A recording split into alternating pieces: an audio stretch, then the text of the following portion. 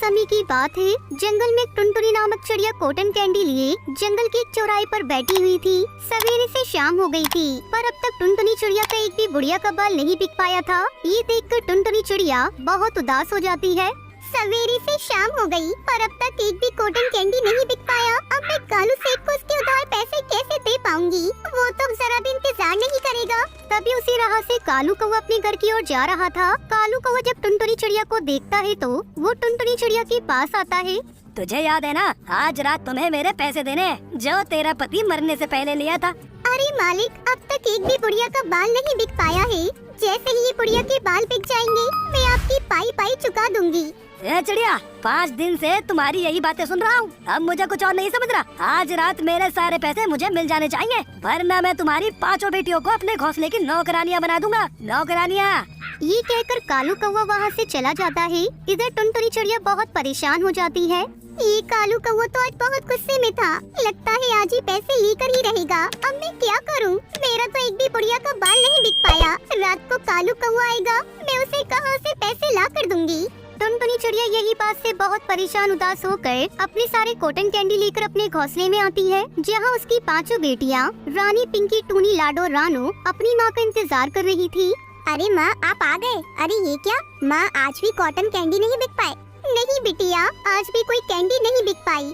माँ, जब वो कालू कौवा पैसे मांगने आएगा तो हम क्या करेंगे माँ? आज तो पैसे लिए बगैर कालू कौवा यहाँ से नहीं जाएगा। अब मैं कालू कौवे को कहाँ से उसके पैसे ला कर दूंगी? वो तो मुझे इस बार नहीं छोड़ेगा।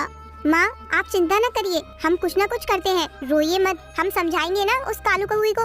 नहीं नहीं बिटिया, वो कालू कौवा आज ही मुझे धमकी दे गया है कि अगर आज रात मैंने उसके सारे पैसे नहीं दिए तो वो तुम 5 बहनों को उठाकर अपने घोंसले में ले जाएगा और अपने घोंसले की नौकरानी बना देगा। क्या? नहीं नहीं माँ, हम आपको छोड़कर कहीं नहीं जाएंगे माँ। बस कुछ ही समय में वो कालू कौवा यहाँ आता होगा। बच्चों, आप सब यही घोंसले में बैठे रहो, मैं पास वाले पक्षियों से कुछ मदद मांग कर आती हूँ। शायद कोई पक्षी हम गरीब की कुछ सहायता कर दे।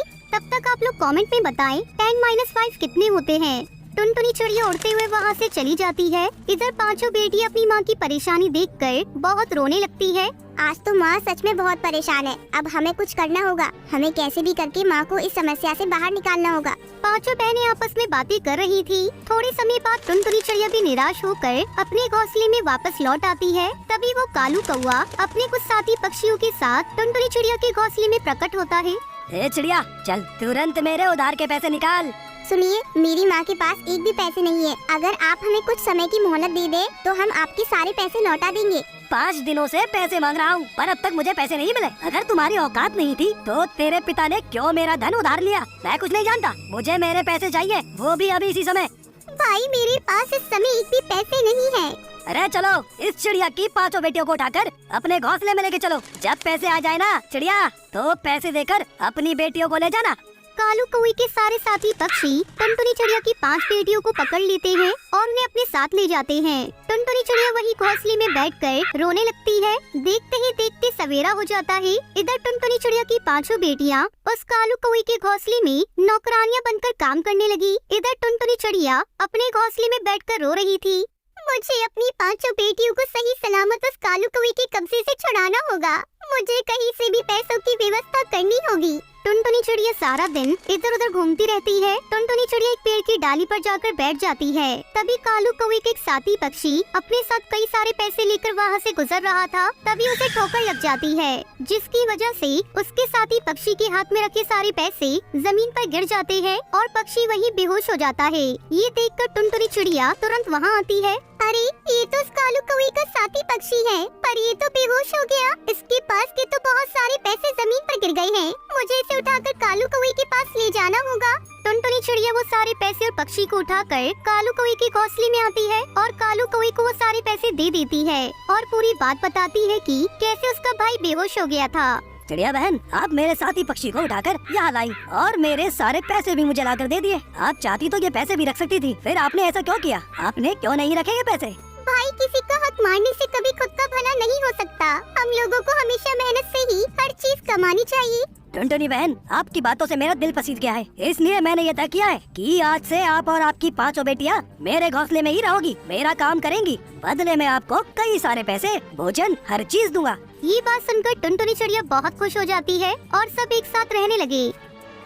शिकंजी ले लो शिकंजी, नींबू सोडा से बनी शिकंजी। शिकंजी ले लो शिकंजी, नींबू सोडा से बनी शिकंजी। सुंदरवन के जंगल में बंटी कबूतर अपनी पत्नी टुनटुनी चिड़िया के साथ रहता था। उसकी एक बेटी थी जिसका नाम लूसी कबूतरी था।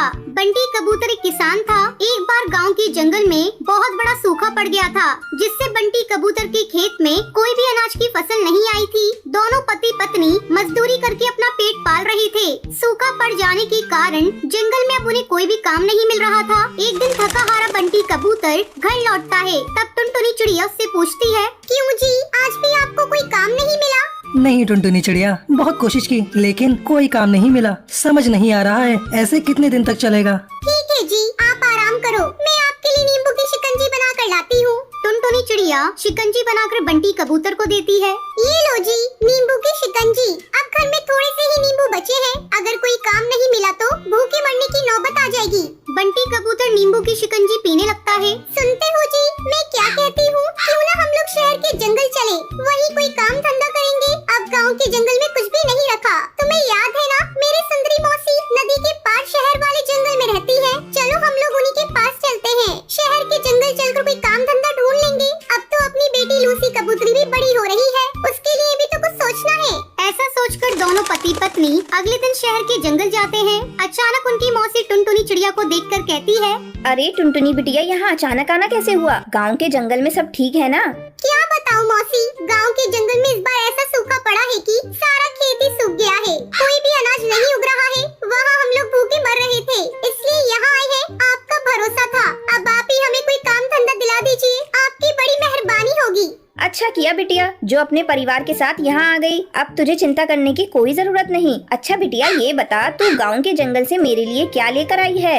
मौसी, मैं कुछ नींबू लेकर आई हूँ। यही घर में थोड़े बहुत बचे थे।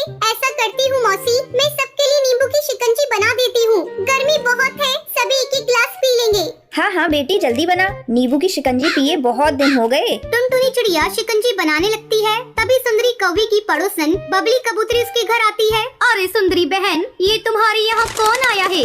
बबली बहन, ये मेरी भांजी है। गांव के जंगल से शहर के जंगल आई है और अब यहीं काम धंधा करेगी।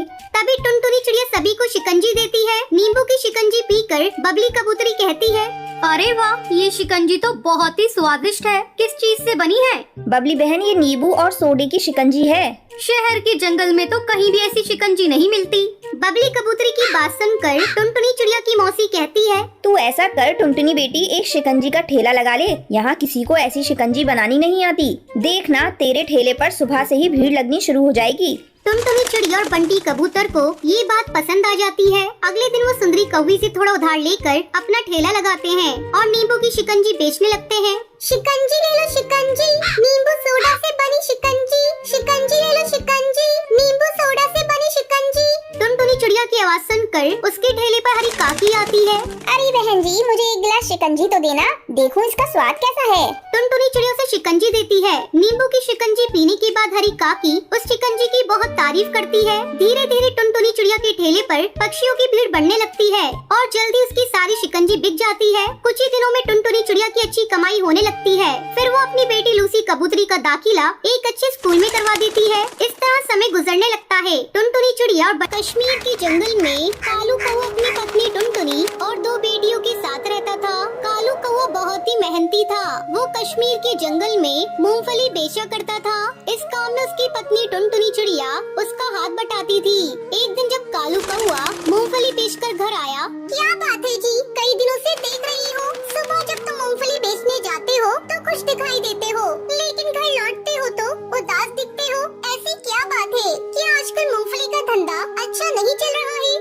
अरे आसपास अब और कोई मूंगफली बेचने वाले आ गए हैं, इसलिए मेरी बिक्री बहुत कम हो गई है। समझ में नहीं आता घर का खर्च कैसे चलेगा। तभी उसकी बेटी भूरी चिड़िया वहाँ आती है। पापा, कल मेरे टीचर ने आपको स्कूल में बुलाया है और मेरी फीस जमा कराने को बोला है। 2 महीने से मेरी फीस जमा नहीं हुई है।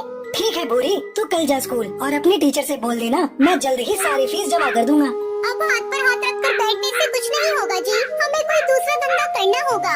इस तरह कुछ दिन बीत जाते हैं। कालू कौवे की मूंगफली का धंधा बिल्कुल ठप पड़ जाता है और घर में खाने पीने की तंगी होने लगती है। कुछ दिनों बाद रक्षाबंधन का त्योहार था। टुनटुनी का भाई गोलू चुड़ा अपनी बहन से राखी बनवाने उसके घर आता है। क्या बात है दीदी, आज रक्षाबंधन का दिन है, तुम इतनी उदास क्यों हो? और जीजा जी कहाँ हैं? कहीं दिखाई नहीं दे रहे हैं। तुमसे क्या छिपाना भैया, आजकल हम लोग बहुत बड़े संकट से गुजर रहे हैं। इनका मूंगफली का धंधा पूरी तरह से ठप हो चुका है। अब समझ में नहीं आ रहा कि कैसे घर चलेगा। भूरी और बुलबुल की पढ़ाई भी छूट गई है। घर में जो भी थोड़े पैसे थे वो भी खत्म हो गए। मन करता है अब मूंगफली का धंधा बंद करके कोई दूसरा धंधा शुरू कर दूं। ऐसा करो, तुम सब मेरे साथ शहर के जंगल चलो, वहाँ मैं तुम्हें अपना ठेला दे दूंगा। वैसे भी वो अब खाली पड़ा रहता है। अपने भाई के मुंह से ये सारी बातें सुनकर टुनटुनी चिड़िया की आंखों में आंसू आ जाते हैं। भैया, आज तुमने रक्षाबंधन के दिन बहुत बड़ा तोहफा दिया है मुझे। अरे कहाँ हो जी? यहाँ आओ। ये देखो, मेरा भाई गोलू आया है। टुनटुनी चिड़िया की आवाज सुनकर कालू कौवा वहाँ आता है। क्या बात है, इस तरह क्यों चिल्लाकर मुझे बुला रही हो? ऐसा लगता है जैसे तुम्हें कोई बहुत बड़ा खजाना मिल गया। हाँ, खजाना ही तो मिला है मुझे। मेरा भाई हम लोगों को शहर के जंगल ले जाने के लिए तैयार है। चलो अब चलकर वही मूंगफली का धंधा करना। अगर किस्मत ने साथ दिया तो शहर के जंगल में हमारा धंधा अच्छा चलेगा। फिर टुनटुनी चिड़िया अपने पूरे परिवार के साथ शहर आ जाती है। कालू कौवा शहर के जंगल में मूंगफली का ठेला लगाता है। मूंगफली ले लो, मूंगफली ताजी ताजी गर्मा गर्म मूंगफली, भुनी हुई मूंगफली ले लो। बाजार के बीचों बीच मूंगफली का ठेला होने के कारण सभी जंगल के पक्षी कालू कौवे के मूंगफली के ठेले पर आते हैं। मूंगफली वाले भैया, एक प्लेट गर्मा गर्म मूंगफली देना तो। बस 2 मिनट मुझे दीजिए, मैं आपको अभी मूंगफली गर्म करके देता हूँ। अरे भाई, मेरे लिए गर्मा गर्म और नमक डाल के 1 प्लेट मूंगफली देना। देखूं तेरी मूंगफली में कश्मीर के जंगल वाला स्वाद है या नहीं। अरे भैया, आपको बिल्कुल कश्मीर के जंगल वाला ही स्वाद मिलेगा, पहले खा कर तो देखिए। आज कालू कौवे की अच्छी कमाई हुई थी, वो बहुत खुश था।